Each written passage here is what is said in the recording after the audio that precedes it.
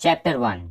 हम में से ज्यादातर लोग एक फादर के अंडर बड़े होते हैं और उनसे सीखते हैं, लेकिन रिच डैड पुअर डैड के ऑथर रॉबर्ट कियोसाकी की लाइफ हमसे थोड़ी डिफरेंट है। वो अपने दो फादर्स के अंडर बड़े हुए थे। एक थे उनके खुद के फादर, जिन्हें उस बुक में अपना पुअर डैड कहते हैं, और दूसरे उनके फ्रेंड माइक के फादर, जिनके साथ वो काफी वक्त गुजारते थे। उन इस बुक में वो अपने रिच डैड कहते हैं। उनके पुअर डैड बहुत ज्यादा पढ़े लिखे थे, उन्होंने पीएचडी किया था और फिर स्कॉलरशिप पे एडवांस स्टडीज भी की, जबकि उनके रिच डैड ने कभी 8वीं क्लास भी पास नहीं की थी। दोनों डैड्स अपने कैरियर में बहुत सक्सेसफुल थे, लेकिन उनके पुअर डैड के साथ हमेशा पैसों को लेकर प्रॉब्लम रहता था, जबकि उनके रिच डैड शहर के सबसे अमीर आदमियों में से थे। पुअर डैड ने मरने से पहले अपनी फैमिली के लिए बिल्स छोड़े, जबकि रिच डैड ने अपनी फैमिली के लिए मिलियंस ऑफ डॉलर्स छोड़े। दोनों डैड्स की सोच बहुत ही अलग थी। जैसे पुअर डैड कहते थे कि पैसों से प्यार ही सारी बुरे कामों की जड़ है, जबकि रिच डैड कहते थे कि पैसे ना होना सारे बुरे कामों की जड़ है। पुअर डैड कहते थे कि पढ़ाई करो, डिग्री लो और एक अच्छी जॉब ढूंढो, जबकि रिच डैड कहते थे कि पढ़ाई करो ताकि तुम आगे जाके एक अच्छी कंपनी बाय कर सको। पुअर डैड जॉब्स करने पर फोकस करते थे, जबकि रिच डैड सोचते थे कि वो कैसे दूसरों को जॉब्स दे सकते हैं। उनके पुअर डैड हमेशा कहते थे कि मैं कभी अमीर नहीं बन सकता, जबकि उनके रिच डैड हमेशा अपने आप को रिच बुलाते थे। इवन जब उनकी फाइनेंशियल कंडीशन बिल्कुल खराब ही क्यों ना हो, तब भी वो अपने आप को रिच ही बुलाते थे। कभी ये नहीं सोचते थे कि वह पुअर हैं या किसी से कम हैं। इसका रीजन ये है कि हम जैसा सोचते हैं हमारी जिंदगी में वैसा ही होता है। दोनों डैड्स एजुकेशन को भी बहुत मानते थे, लेकिन अलग अलग चीजें पढ़ते थे। एक डैड अच्छी जॉब्स के लिए पढ़ते थे और दूसरे डैड अमीर बनने के लिए पढ़ते थे। पुअर डैड कहते थे कि मैं ये अफोर्ड नहीं कर सकता, मैं वो अफोर्ड नहीं कर सकता, जबकि रिच डैड को जब कुछ चाहिए होता था तो वो सोचते थे कि मैं ये कैसे अफोर्ड कर सकता हूँ। रिच डैड का मानना है कि अमीर बनने के लिए आपका दिमाग तेज होना चाहिए, और तेज दिमाग के लिए आपको अपने दिमाग को चलाना होगा। आपका दिमाग जितना चलेगा वो उतना ही तेज होता जाएगा। जब आप खुद से किसी प्रॉब्लम का सोल्यूशन निकालते हो, कुछ आइडिया सोचते हो, तो इससे आपके ब्रेन मसल्स स्ट्रांग होते हैं। ये कह देना कि मैं अफोर्ड नहीं कर सकता, वो कहते थे कि ये कहने से आपका दिमाग बंद हो जाता है और कुछ सोचेगा नहीं। दिमाग को तेज करने के लिए उसे चलाया करो। आपका दिमाग जितना चलेगा आप उतना ही अमीर बन सकोगे। रॉबर्ट उस टाइम पे बहुत ही छोटे थे और उन्हें समझ नहीं आ रहा था कि वो दोनों फादर्स में से किसकी सुने। प्रॉब्लम ये था कि रिच डैड उस वक्त रिच नहीं थे, बस उनकी सोच पुअर डैड से अलग थी। वो हर चीज पुअर डैड से डिफरेंटली करते थे, और इसी वजह से फिर वो आगे जाके इतना अमीर भी बने। हमारे जो स्कूल्स हैं वो हमें अच्छा डॉक्टर, लॉयर और बैंकर तो बनाते हैं, लेकिन स्कूल में ये नहीं सिखाया जाता कि अमीर कैसे बनते हैं। इसके बारे में बच्चों को घर में सिखाया जाता है। रिच लोग बचपन से ही अपने बच्चों को इस बारे में एजुकेशन देते हैं, जो कि ऑथर ने भी अपने रिच डैड से सीखी, और आज आप इस बुक समरी से सीखेंगे। ये भी याद रखना कि अगर पैसों से ज्यादा कोई इंपॉर्टेंट चीज है तो वो है नॉलेज। अगर आपको ये पता होगा कि आप किस तरह पैसे बना सकते हो तो ये चीज आपके बहुत काम आएगी। पैसा आने जाने वाली चीज है, लेकिन नॉलेज आपके पास हमेशा रहेगी। तो चलिए शुरू करते हैं। चैप्टर 2। रॉबर्ट को बचपन से ही अमीर बनने का बहुत शौक था। वो और उनके फ्रेंड माइक एक ही स्कूल में पढ़ते थे और काफी टाइम एक साथ गुजारते थे।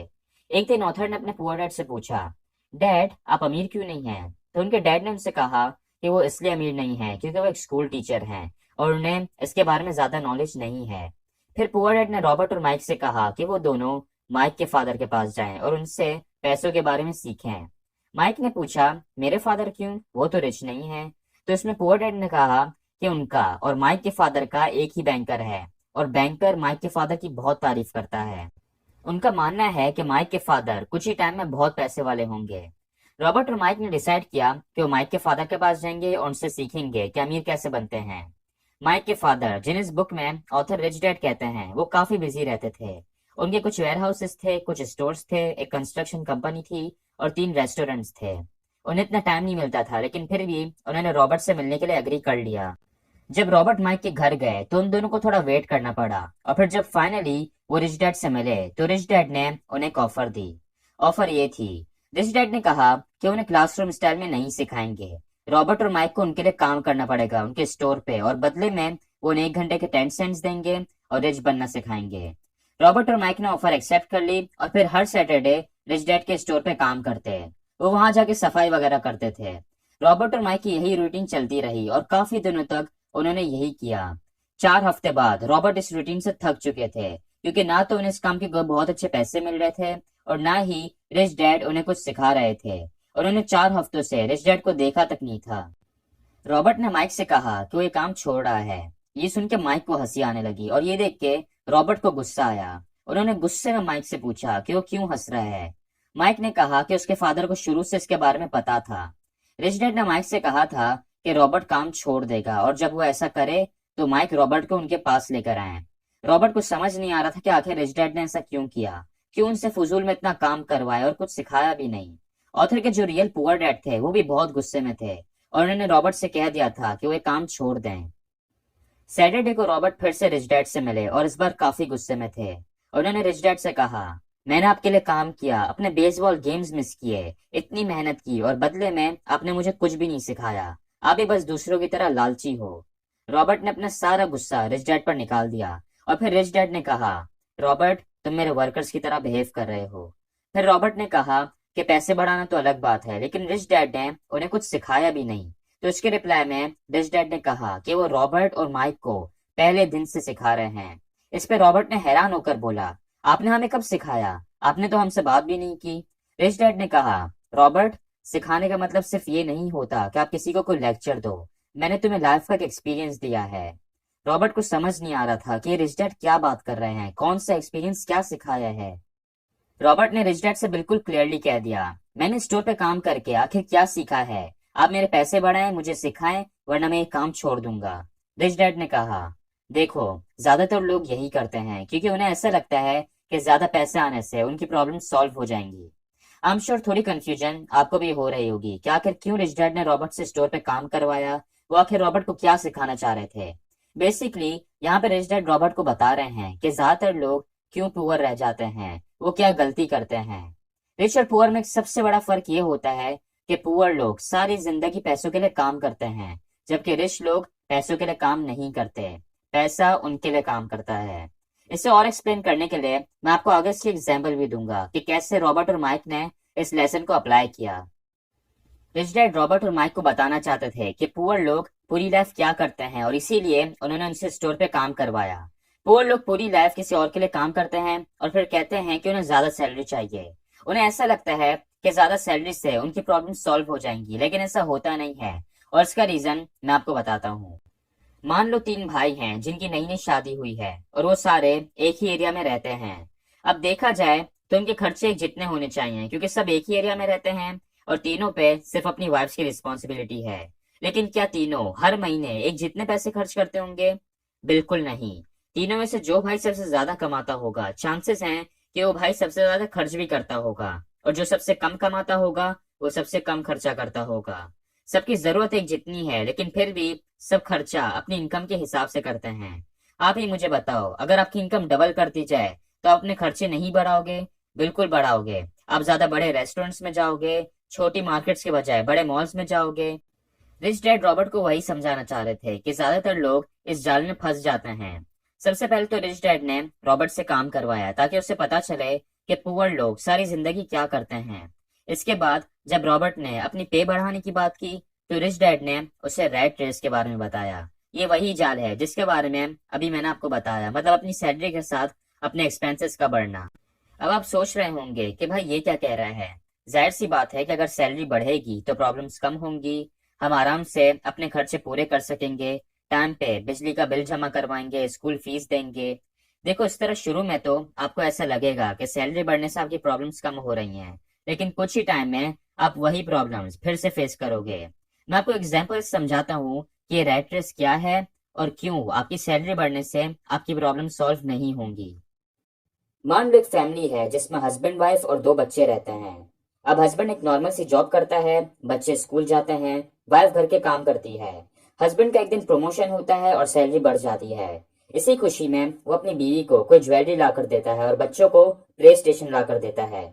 अब प्ले स्टेशन से हर महीने का इलेक्ट्रिसिटी बिल बढ़ जाता है। इसके अलावा उसकी वाइफ डिमांड करती है कि वो घर में एसी भी लगवाएं, जिसमें हस्बैंड अपनी सारी सेविंग्स खर्च कर देता है और एसी लगवा के दे देता है। इससे फिर इलेक्ट्रिसिटी का बिल और बढ़ जाता है। एक बार फिर हस्बैंड वहीं आ गया जहां वो पहले था और मुश्किल से अपने खर्चे पूरे कर रहा है। कुछ सालों बाद उसने अपनी कंपनी में और सक्सेस अचीव किया और उसकी इनकम बहुत बढ़ गई। फिर बच्चों की स्कूल खत्म हुई और उनके कॉलेज एडमिशन का टाइम आ गया। अब उसने सोचा कि उसके बच्चे किसी अच्छे कॉलेज में पढ़ें और उसने महंगे कॉलेज में एडमिशन करवा दिया। बच्चों की पॉकेट मनी भी बढ़ानी पड़ी। हम में से ज्यादातर लोगों की लाइफ ऐसी ही है। सैलरी के साथ हमारे एक्सपेंसेस भी बढ़ते रहते हैं। इसी को रैट रेस कहते हैं। सबसे पहले आप डर की वजह से काम करते हैं। आपको डर होता है कि अगर आप काम नहीं करेंगे, ऑफिस नहीं जाएंगे, तो आपके खर्चे नहीं चल पाएंगे। एक बार आपके हाथ में इनकम आती है, फिर आपको नई नई चीजें दिखती हैं, जैसे नए कपड़े, बाहर का खाना, मॉल में जाना। ये लाइफ इसी तरह चलती रहती है। अब ऐसा नहीं है कि सैलरी बढ़ने से आपको बिल्कुल फायदा नहीं होगा, फायदा होगा। लेकिन फायदा उसी वक्त होगा जब आप उस एडिशनल इनकम को सेव करें और फिर उसे सही जगह यूज करें। अगर उस इनकम से आप अपने खर्चे ही बढ़ा लेंगे तो आप रैट रेस का हिस्सा हैं, और रैट रेस वाले लोग कभी अमीर नहीं बन सकते, हमेशा टेंशन में जिंदगी गुजारेंगे। आप ये भी सोच रहे होंगे कि यार ये क्या बात हुई, अमीर लोग क्या नया घर नहीं लेते, नई गाड़ियां नहीं चलाते? बिल्कुल चलाते हैं, और वो भी खर्चे करते हैं। लेकिन उसका भी एक सही तरीका होता है, सही वक्त होता है, जिसके बारे में हम नेक्स्ट चैप्टर में बात करेंगे। इस चैप्टर से आपने दो बातें सीखनी है। पहली, रैट रेस के इस जाल से बचना है। अगर आपकी सैलरी बढ़ रही है तो उससे अपने खर्चे ना बढ़ाओ, बल्कि उसे सेव करो। और फिर इस इनकम से क्या करना है वो मैं आपको नेक्स्ट चैप्टर में बताऊंगा। दूसरा लेसन, अमीर लोग पैसों के लिए काम नहीं करते, पैसा उनके लिए काम करता है। रॉबर्ट और माइक ने इस लेसन को कैसे अप्लाई किया, अब ये मैं आपको बताता हूँ। उस टाइम पे बच्चे कॉमिक बुक्स बहुत पढ़ते थे, और माइक और रॉबर्ट ने देखा कि बहुत से डिस्ट्रीब्यूटर्स जब कॉमिक बुक्स पुरानी हो जाती थी तो उन्हें फेंक देते थे। रॉबर्ट और माइक ने उन डिस्ट्रीब्यूटर्स से बात की कि वो कॉमिक बुक्स उन्हें दे दें। डिस्ट्रीब्यूटर्स ने उनसे कहा कि उसी शर्त पे उन्हें कॉमिक बुक्स देंगे अगर वो उन्हें रीसेल ना करें। माइक और रॉबर्ट ने उनकी शर्त मान ली, और माइक के घर में जो बेसमेंट था वहां पे एक लाइब्रेरी खोल ली।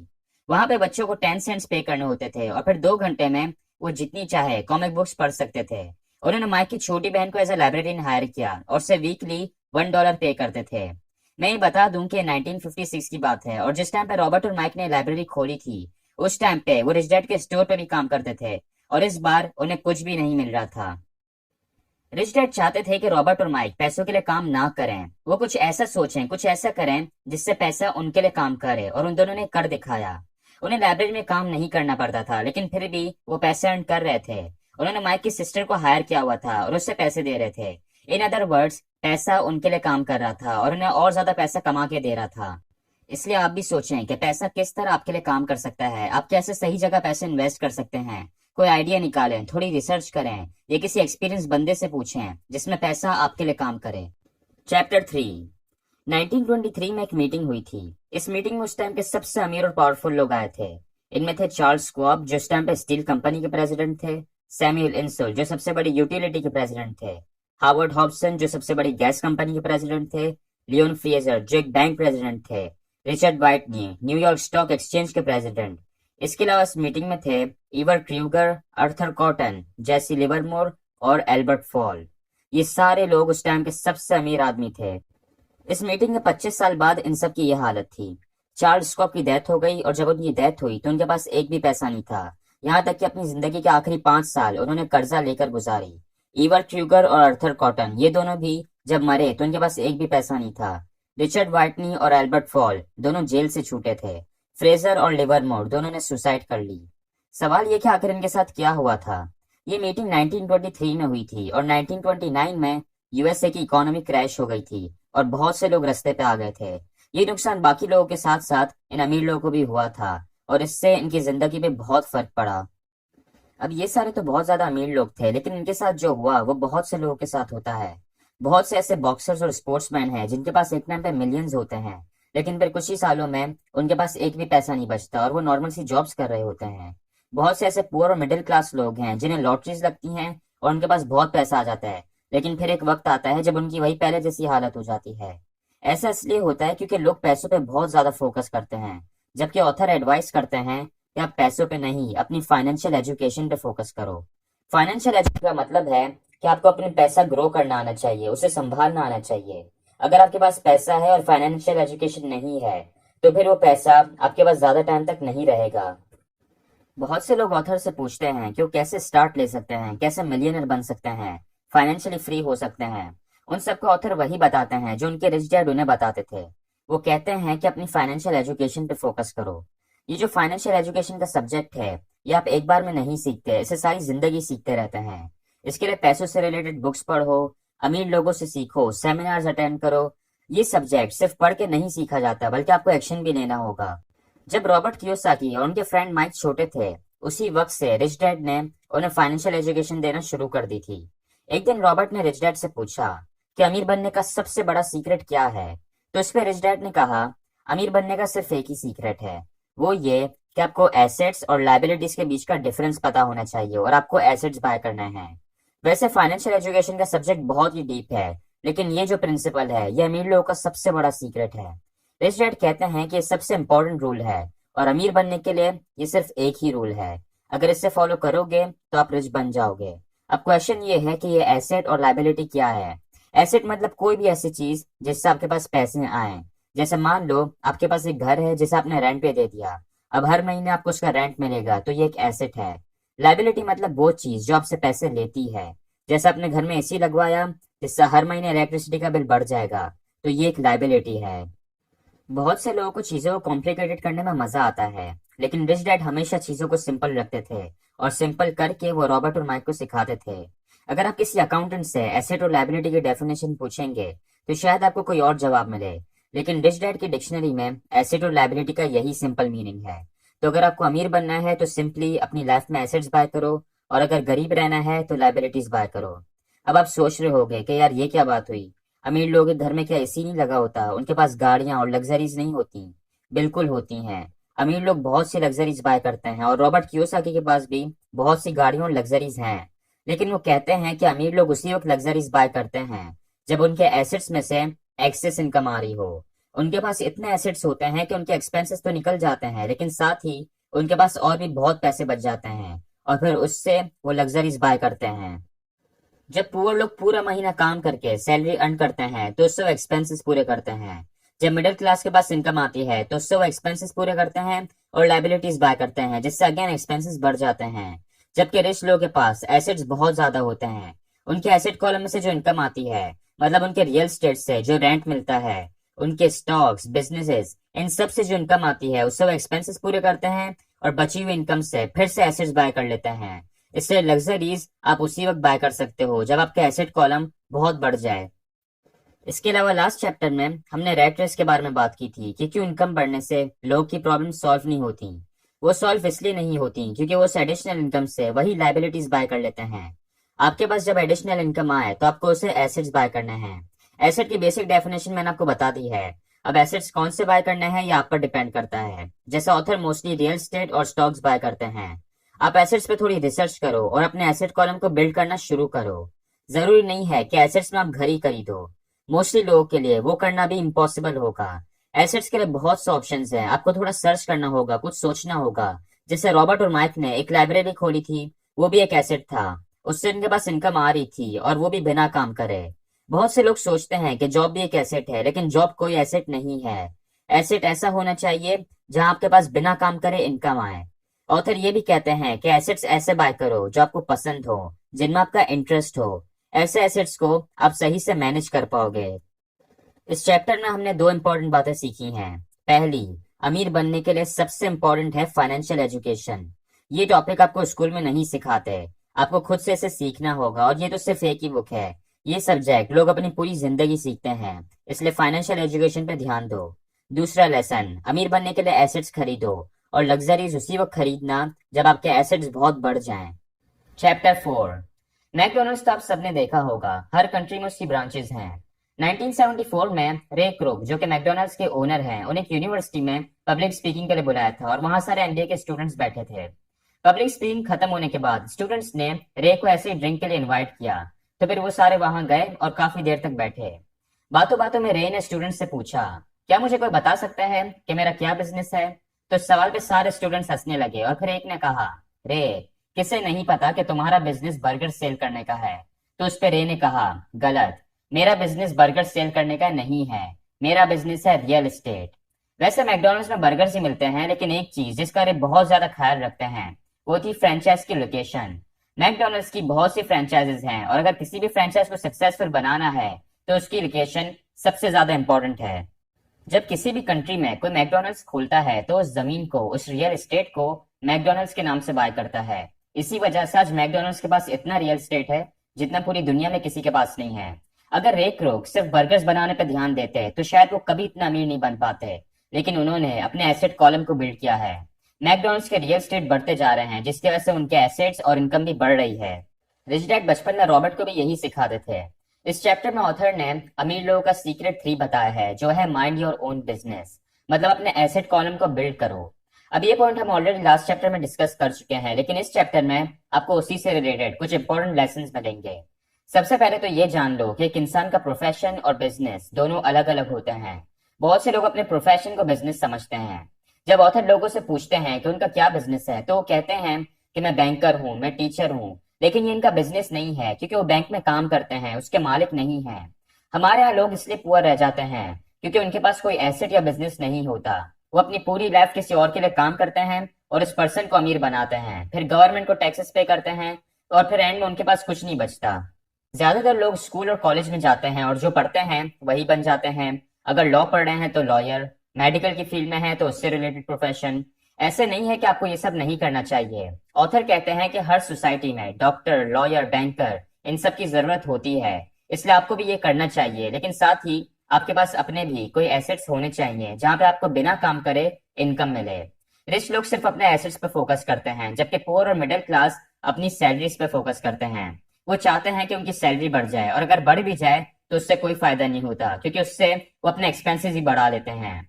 ज्यादा सैलरी का उसी वक्त फायदा होगा अगर आप उस एडिशनल इनकम से एसेट्स बाय करो। यहाँ पे ऑथर ने एक और बात बताई है। वो कहते हैं कि जब भी आप जिंदगी में दूसरों से कुछ अलग करते हो तो प्रॉब्लम्स आती हैं।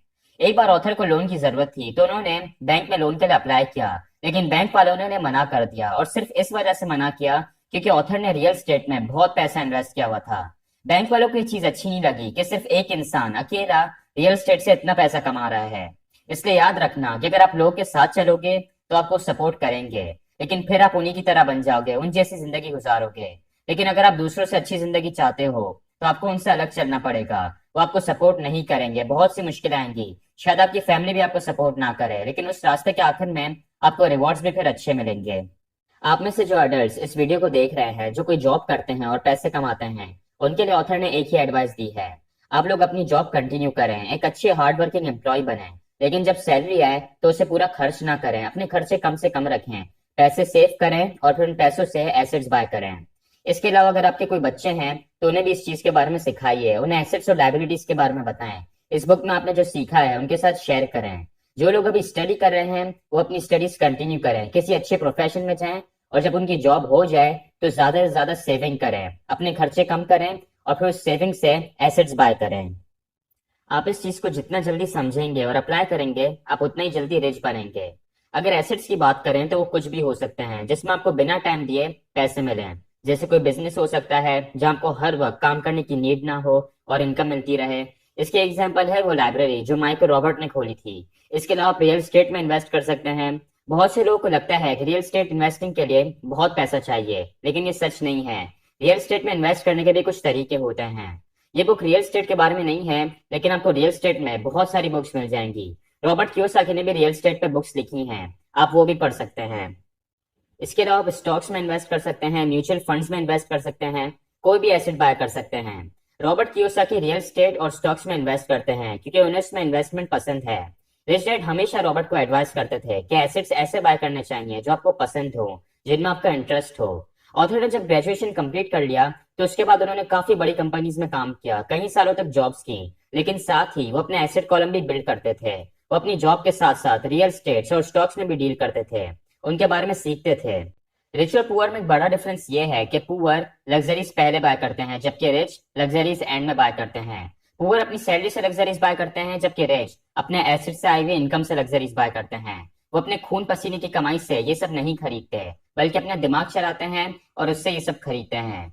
रॉबर्ट कियोसाकी की जो वाइफ है वो भी रियल स्टेट में इन्वेस्ट करती हैं। ऑथर अपनी बुक में बताते हैं कि उनकी वाइफ ने मर्सिडीज बाय करने के लिए 4 साल वेट किया और फिर वो कार खरीदी। उस कार के लिए जितने भी पैसे लगे सब एसेट्स में से आए, उसके लिए उन्होंने काम नहीं किया। इसलिए आप भी थोड़ा पेशेंस रखें और लग्जरीज अपने एसेट्स की इनकम से बाय करना।